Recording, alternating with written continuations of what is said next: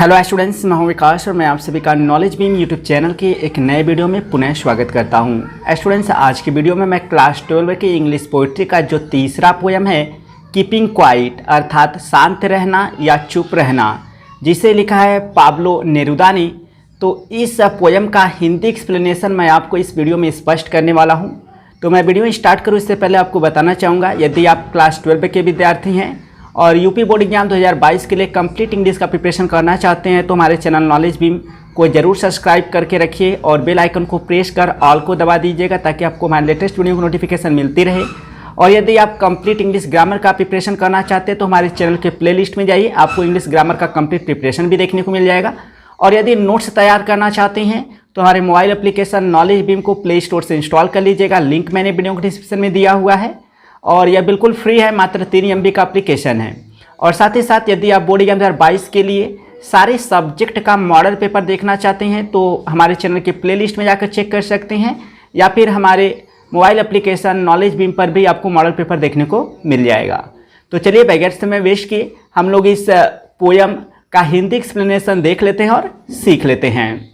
तो इस कविता का हिंदी एक्सप्लेनेशन स्पष्ट करूँ उससे पहले आपको बताना चाहूँगा कि इस कविता में जो पाब्लो नेरुदा हैं, हमारे जो कवि हैं इस कविता की, वो हमको बताना चाहते हैं कि हमें एक क्षण के लिए शांत रहना चाहिए, कोई भी काम नहीं करना चाहिए और अपने आप में आत्ममंथन करना चाहिए अर्थात सोचना विचारना चाहिए। और इसी से रिलेटेड उन्होंने यह रचना किया हुआ है। तो चलिए देखते हैं। नाउ मतलब अब, वी विल काउंट हम लोग गिनती करेंगे या गिनेंगे टू 12 मतलब 12 तक, टू मतलब तक। Now we will count to 12, अब हम लोग 12 तक गिनती करेंगे।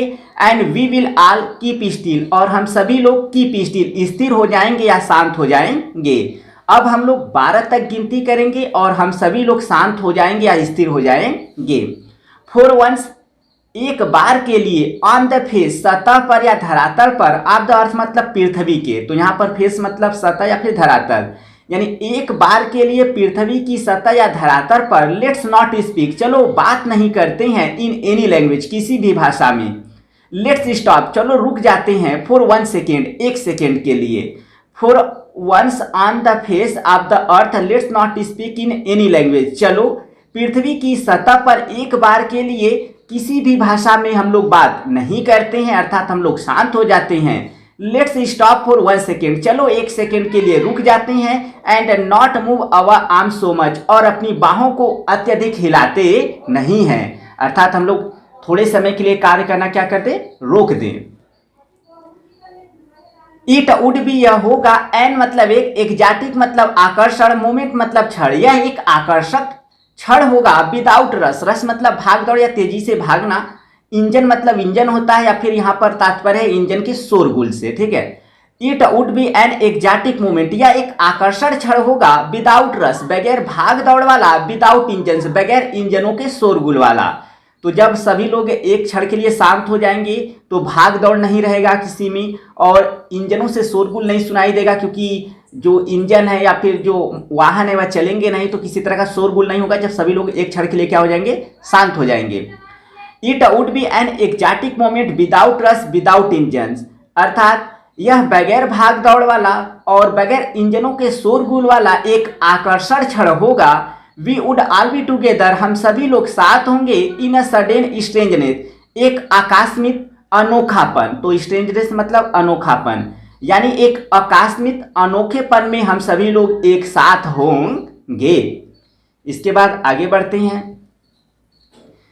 फिशरमैन मतलब मछुआरे, इन द कोल्ड सी मतलब ठंडे समुद्र में या ठंडे महासागर में, वुड नॉट हार्म हानि नहीं पहुंचाएंगे, वेल्स मतलब वेल मछलियों को, क्योंकि एक क्षण के लिए सब लोग जब स्थिर हो जाएंगे शांत हो जाएंगे तो मछुआरे जो है वह वेल मछली का शिकार नहीं करेंगे अर्थात उन्हें पकड़ेंगे नहीं।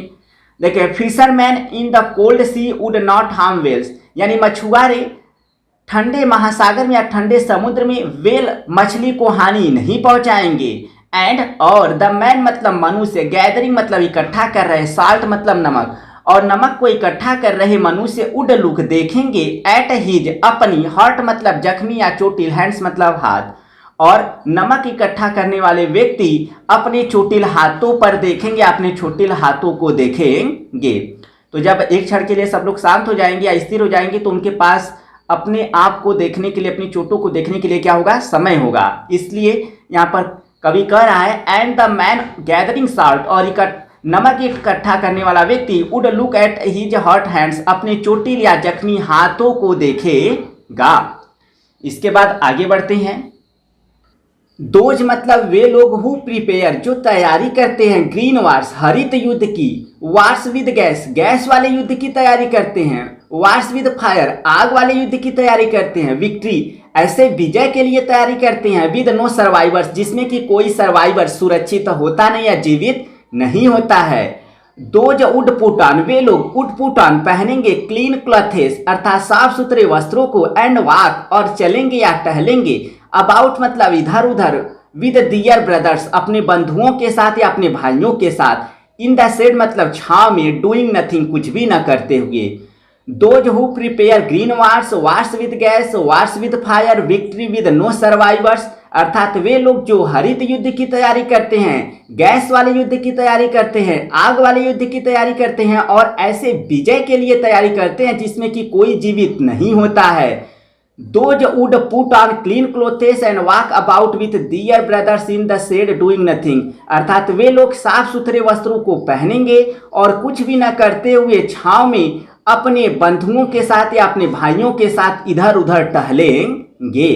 तो जो लोग युद्ध की तैयारी करते हैं वह भी एक क्षण के लिए जब शांत हो जाएंगे, स्थिर हो जाएंगे, तो उनके पास अपने परिवार के साथ समय बिताने के लिए क्या होगा, समय होगा शांति से। ठीक है, इसके बाद आगे बढ़ते हैं।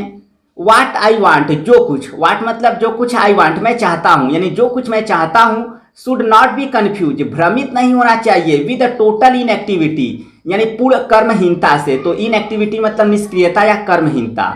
देखिए वाट आई वांट जो कुछ मैं चाहता हूं, शुड नॉट बी कंफ्यूज आपको भ्रमित नहीं होना चाहिए, विद टोटल इनएक्टिविटी यानी कि पूर्ण कर्महीनता से, यानी जो कुछ मैं चाहता हूं आपको पूर्ण कर्महीनता से भ्रमित नहीं होना चाहिए। अर्थात जो कुछ मैं चाहता हूं उसका यह मतलब आप मत समझ लीजिएगा कि आपको कोई कर्म ही नहीं करना है। ठीक है, ऐसा आपको कोई मतलब निकालना नहीं है, इस बात से आपको भ्रमित नहीं होना है।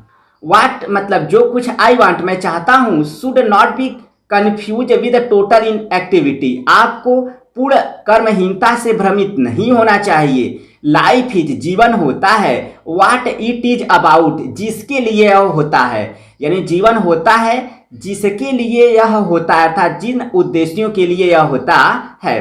तो इंट्रोगेटिव वर्ड से पहले अगर आपको प्रीपोजिशन लिखना होगा तो हमेशा लास्ट में लिखा जाता है। तो लाइफ ही जीवन होता है, अबाउट वाट जिसके लिए, इट इज यह होता है, यानी जीवन होता है जिन उद्देश्यों के लिए यह होता है। आई वांट मैं चाहता हूं, नो ट्रक, ट्रक मतलब सौदा करना, विथ डेड मतलब मृत्यु के साथ, यानी मैं मृत्यु के साथ सौदा नहीं करना चाहता अर्थात मैं मृत्यु से कोई लेन देन करना नहीं चाहता या मेरा मृत्यु से कोई मतलब नहीं है। देखिए what I want should not be confuse with total inactivity यानी जो कुछ मैं चाहता हूं आपको पूर्ण कर्महीनता से भ्रमित नहीं होना चाहिए। Life is what it is about जीवन होता है अबाउट व्हाट इट इज जिसके लिए यह होता है या जिन उद्देश्य के लिए यह होता है। I want no truck with dead मैं मृत्यु के साथ सौदा नहीं करना चाहता अर्थात मैं मृत्यु से कोई लेन देन नहीं करना चाहता या मृत्यु से मेरा कोई मतलब या तात्पर्य या कोई अर्थ नहीं है। आगे बढ़ते हैं। If we were not so single minded, if मतलब यदि, वी वर नॉट हम लोग नहीं हुए होते, सो इतने, सिंगल माइंडेड एकाग्रचित यदि हम लोग इतने एकाग्रचित नहीं हुए होते, about keeping our lives moving तो कीप मूव मतलब आगे बढ़ना, अबाउट मतलब के संबंध में, about keeping our life moving यानी अपने जीवन को आगे बढ़ते रहने के संबंध में, यदि हम लोग अपने जीवन को आगे बढ़ते रहने के संबंध में इतने एकाग्रचित नहीं हुए होते, एंड और फॉर वंस मतलब एक बार के लिए, वुड डू नथिंग कुछ भी ना कर रहे होते, परहेप्स तो संभवतः, अ ह्यूज साइलेंस एक बड़ी खामोशी या एक बड़ी शांति, माइट इंटरप्ट बाधित कर देगी, दिस सैडनेस इस उदासी को, आप नेवर अंडरस्टैंडिंग अवर सेल्फ जो कि हम लोगों को कभी नहीं समझता है, एंड आप थ्रेटनिंग अवर सेल्फ और हम लोगों को थ्रेटनिंग धमकाता रहता है फिर डराता रहता है, विद डेथ मतलब मृत्यु से। If we were not so single minded about keeping our lives moving and for once could do nothing. Perhaps a huge silence might interrupt this sadness of never understanding ourselves and of threatening ourselves with death. यदि हम लोग अपने जीवन को आगे बढ़ते रहने के संबंध में इतने एकाग्रचित नहीं हुए होते और एक बार के लिए कुछ भी न कर रहे होते तो संभवतः या शायद यह बड़ी खामोशी इस उदासी को, जो कि हम लोगों को कभी नहीं समझता है और हम लोगों को मृत्यु से डराता रहता है, माइट इंटरप्ट बाधित कर दी होती या फिर उसमें बाधा डाल दी होती। इंटरप्ट मतलब बाधित करना। इसके बाद आगे बढ़ते हैं। परहेप्स संभवतः, द अर्थ मतलब यह पृथ्वी, कैन टीच अस हम लोगों को सिखा सकती है, एज जैसा कि या क्योंकि, वेन मतलब जब, एवरीथिंग मतलब प्रत्येक चीजें, सिम्स मतलब प्रतीत होती हैं, डेड मतलब मृत। तो perhaps the earth can teach संभवतः यह पृथ्वी हम लोगों को सिखा सकती है, एज जैसे कि, वेन एवरीथिंग सिम्स जब जब प्रत्येक चीजें प्रतीत होती हैं, डेड मतलब मृत।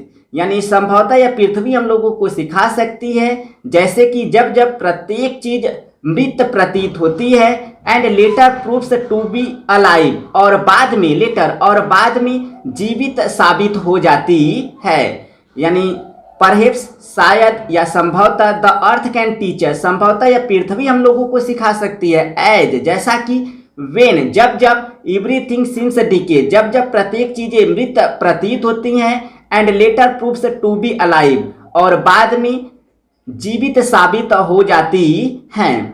तो जीवित साबित हो जाती हैं, इसका कहने का मतलब कवि का यहाँ पर यह है कि जो कभी कभी देखिए जो हमारे बीज हैं वह निर्जीव होते हैं, लेकिन बाद में उन्हीं बीजों को अगर हम जब फसल के रूप में उगाते हैं तो वह जीवित हो जाते हैं। तो यही कवि कह रहा है कि हमें पृथ्वी से भी सीखना चाहिए कि आप जब जब वस्तुएं जो है निर्जीव प्रतीत होती हैं तो वह बाद में सजीव साबित हो जाती हैं। ठीक है, इसके बाद आगे बढ़ते हैं। Now I will count up to 12 अब मैं 12 तक गिनूंगा, and you will quiet and you keep quiet, and और यू कीप क्वाइट आप लोग शांत हो जाएंगे, एंड आई विल गो और मैं चला जाऊंगा। Now I will count up to 12 यानी अब मैं 12 तक गिनती करूंगा या 12 तक गिनूंगा, एंड यू कीप क्वाइट और आप लोग खामोश हो जाएंगे, एंड आई विल गो और मैं चला जाऊंगा। तो स्टूडेंट्स, यह था आपका कीपिंग क्वाइट नाम का जो यह कविता था, इसका हिंदी एक्सप्लेनेशन। आई होप आपको अच्छे से मैंने स्पष्ट करने का प्रयास किया, आप लोग अच्छे से समझ भी गए होंगे। तो वीडियो पसंद आए तो वीडियो को लाइक कीजिएगा, और यदि इंग्लिश या पोइट्री के और भी लेसन या फिर प्रोज के और लेसन चाहते हैं तो हमारे चैनल को विजिट करके प्लेलिस्ट में चेक कीजिए, आपको वहाँ पर हिंदी एक्सप्लेनेशन देखने को मिल जाएगा और क्वेश्चन आंसर भी देखने को मिल जाएगा। और इंग्लिश ग्रामर का कंप्लीट प्रिपरेशन करना है तो हमारे चैनल की प्लेलिस्ट में जाइए, वहाँ पर भी मिल जाएगा। और ग्रामर का सॉलिड एक्सरसाइज चाहिए या फिर नोट्स तैयार करना चाहते हैं तो हमारे मोबाइल एप्लीकेशन नॉलेज बीम को इंस्टॉल कर लीजिएगा। तो इस वीडियो फिलहाल इतना ही, मिलते हैं नेक्स्ट वीडियो में, तब तक के लिए thank you so much for watching this video.